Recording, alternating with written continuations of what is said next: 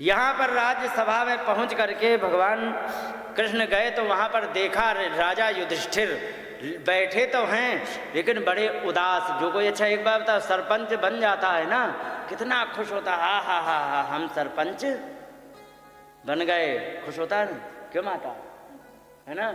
और यहाँ पर ये राजा बन गए युधिष्ठिर लेकिन दुखी बैठे हैं। भगवान कृष्ण ने कहा आप राजा बनकर के दुखी क्यों बैठे हो। कहने लगे ओ में पश्यताम ज्ञानम हृदय रूढ़ दुरात्मना पारक्य देहस्य वयो में क्षणी रहता है। अरे हमारी अज्ञानता को देखो, हमारी मूर्खता को देखो। मैंने इस देह के सुख की प्राप्ति के लिए अक्षौहिणी की अक्षौहिणी सेनाओं को हताह मार डाला। माने ये जो राज्य है हमारा ये खून से रंगा हुआ है।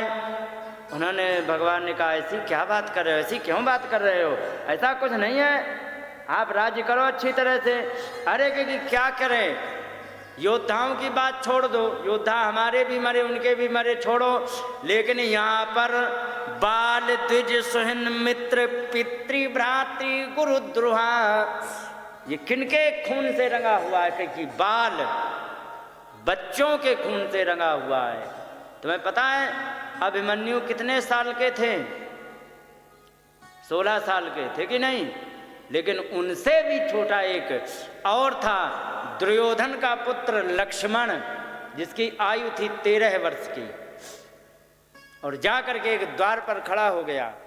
जैसे ही अभिमन्यु आए चक्रव्यूह के उसमें, जैसे ही अभिमन्यु आए उनको प्रणाम किया उसने, प्रणाम करके अब आगे जाने लग गए कि नहीं भैया ऐसा नहीं हो सकता, आप आगे नहीं जाओगे। क्यों आगे इसलिए नहीं जाओगे, हम द्वार पर रक्षा के लिए खड़े हैं, बड़े हो तुम्हें सम्मान दिया लेकिन आगे नहीं जा सकते हो क्योंकि हमारी ये जिम्मेदारी है, यहाँ ड्यूटी है।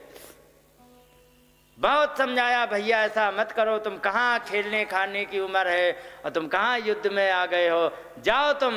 क्योंकि नहीं मैं युद्ध के मैदान में आया हूँ, युद्ध करेंगे, आप मुझे मार दो चले जाओ। और फिर वहाँ पर धिक्कारते हैं अपने आप को दुर्योधन, वो अभिमन्यु कहते धिक्कार है ऐसे क्षत्रिय धर्म को जहाँ पर अपने सगे लक्ष्मण जैसे भाई पर प्रहार करना पड़ता, वहाँ पर उन्होंने प्रहार किया, लक्ष्मण को मारा और मार करके तब आगे गए। ये बात है दुर्योधन उनको युधिष्ठिर को याद आ रही है। कह रहे कि मैंने अपने इस राज्य के लिए मैंने 13 साल के अबोध बच्चों को मरवा डाला और द्विज कितने ब्राह्मण मर गए, सुहृद कितने मित्र मरवा डाले। मित्र सुहृद माने हमारे हितैषी, हितैषी का मतलब ये है कि जैसे कि तुम्हारा परिवार हो जो तुम्हारे बचाव के लिए हमेशा तैयार रहे, आपत्ति विपत्ति में साथ दे, वे सुहृद होते हैं। ठीक है। भीष्म पितामह सबसे ज्यादा प्रेम अर्जुन से करते थे। किससे करते थे? और भीष्म पितामह को मारा किसने था? यही बातें याद कर रहे। भीष्म पितामह जैसे सुहृद उनको मैंने मारा, और मित्र और पितृ हमारे पितर लोग थे, भीष्म पितामह पितर तो थे, और भ्रातृ भाई, और गुरुद्रोहा गुरुजी को छल से मारा। गुरुजी को मारने की बारी आई क्योंकि अगर जो किसी कोई कह देगा कि हमारा पुत्र अश्वत्थामा मारा गया उसी समय हम अपनी आत्महत्या कर लेंगे। और वहाँ पर जब जीते नहीं जा रहे थे द्रोणाचार्य, तो वहाँ पर भगवान कृष्ण ने एक नीति बनाई। क्या नीति बनाई? कहने लगे कि ऐसा करते हैं कि भीम के द्वारा हम अश्वत्थामा नाम का हाथी मरवा डालते हैं, और ये बात कहेंगे गुरुजी से तो गुरुजी मर जाएंगे। और ऐसे ही किया, अश्वत्थामा नाम का हाथी मरवाया गया, और मरवा करके गुरुजी के पास गए। अरे कह कि अश्वत्थामा मारा गया, अश्वत्थामा मारा गया। और गुरुजी जबकि विपक्ष में थे फिर भी कह रहे यदि युधिष्ठिर कह देंगे तो मैं मान जाऊंगा, जबकि थे विपक्ष में। इतना था। और अब यहाँ पर बड़ी समस्या, युधिष्ठिर कैसे झूठ बोले, वे तो झूठ बोलते ही नहीं है।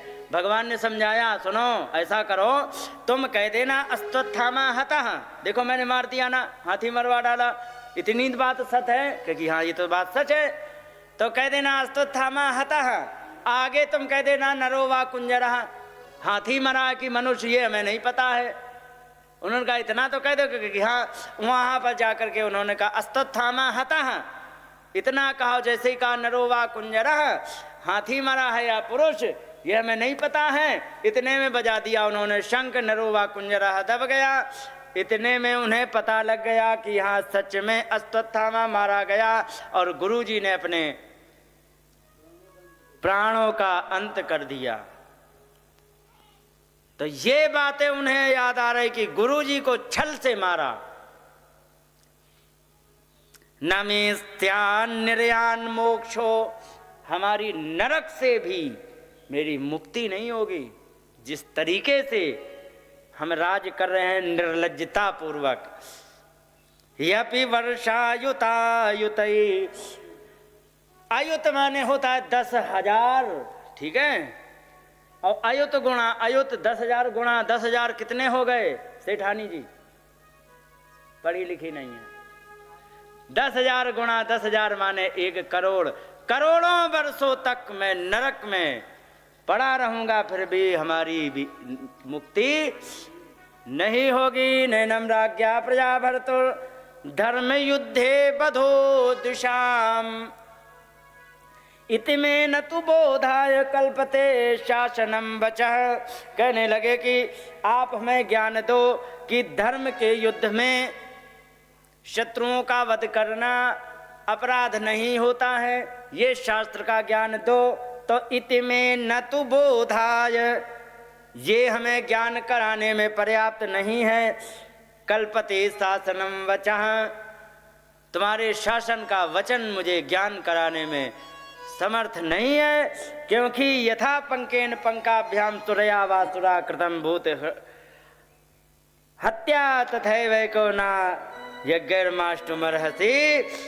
एक बात बताओ माता जी,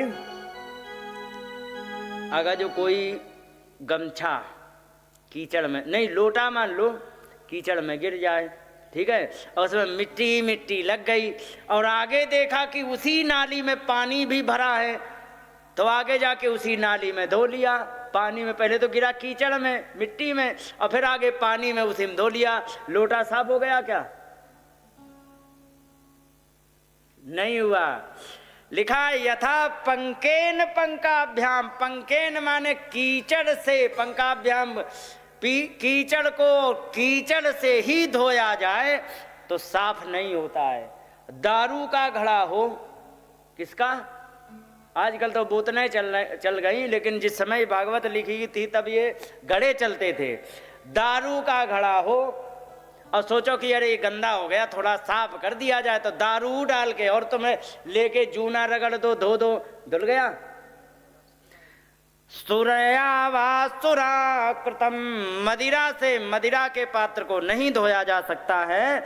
भूत हत्या तथैव काम, प्राणियों की हत्या करके और हम चाहें यज्ञैर माष्टुम अर्हसि, तो यहाँ पर यज्ञ से चाहें कि इस पाप को माष्टुम माने परिमार्जन कर दें, तो न अर्हसि, ऐसा नहीं हो सकता है।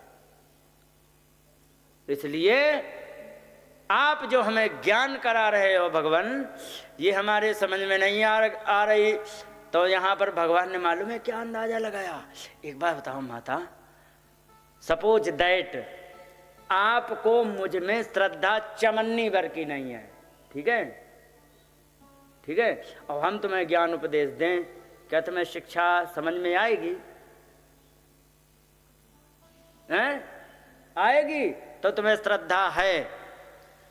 ध्यान रखो, जिस व्यक्ति पर श्रद्धा ना हो उसका ज्ञान कभी, अच्छा एक बात बताओ, अभी मोटा उदाहरण, बहुत मोटा उदाहरण, कोई दारू पी के आ जाए तुम्हें धर्म का उपदेश देने, तुम क्या कहोगे? हाँ हाँ ठीक है ठीक है ठीक है, कल प्रवचन करना आके कहोगे कि नहीं? क्यों? क्योंकि दारू पिए वाले पर तुम्हारी श्रद्धा नहीं है।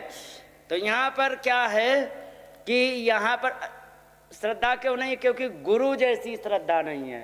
हालांकि बात सही कहेगा दारू पिए वाला भी, लेकिन गुरु की जैसी श्रद्धा नहीं है। यहाँ पर क्या है कि भगवान कृष्ण है छोटे, किनसे? युधिष्ठिर से। और युधिष्ठिर को ही दुख हुआ और वे ज्ञान उपदेश कर रहे, वे जानते कि अरे हमारा छोटा भैया समझा रहा है, इतना ही समझ रहे। लेकिन ज्ञान कितना है वो तो अर्जुन से पूछो। अर्जुन को भी तब भगवान ने गीता सुनाई जब कही कि हम शिष्य हैं तुम्हारे, अब तुम सुनाओ। पहले चेला बनना पड़ता है। क्या बनना पड़ता है? और यहाँ पर वे बड़े भैया बने हैं, उनको ज्ञान सुना रहे, तो कैसे काम बने? भगवान ने सोची कि ऐसा करे, मैं तो डॉक्टर फेल हो गया, चलो अब जयपुर वाले डॉक्टर से मिलाते हैं। तो तुरंत लेके गए वहाँ पर भीष्म पितामह से। भीष्म पितामह तो बड़े थे ना। अब उन्होंने सोची ये जब सुनाएंगे यही बातें जो मैंने कही, नहीं कुछ नहीं सुनाएंगे, यही बातें जो मैंने कही हैं जब ये सुनाएंगे तो इन्हें समझ में आएगी। वहाँ पर गए, उन्होंने प्रवचन दिया। यहाँ पर तो मैं क्या बताए, भीष्म ने उनको उपदेश दिया। पहले तो बड़ी बड़ी बातें कही, माता क्या बताया जाए, अगर जो इसी में उलझ जाएंगे तो कैसे कथा पूरी होगी, हमें डर लगने लग जाता है। सुनाएं थोड़ा थोड़ा संक्षेप में, जल्दी जल्दी में। यहाँ पर एक बात कही गई है कि यहो कष्टम महो नान्य यदूनाम धर्मवर्धना जीवितुम नार्हत क्लिष्टम विप्रधर्म अच्युतात्रया।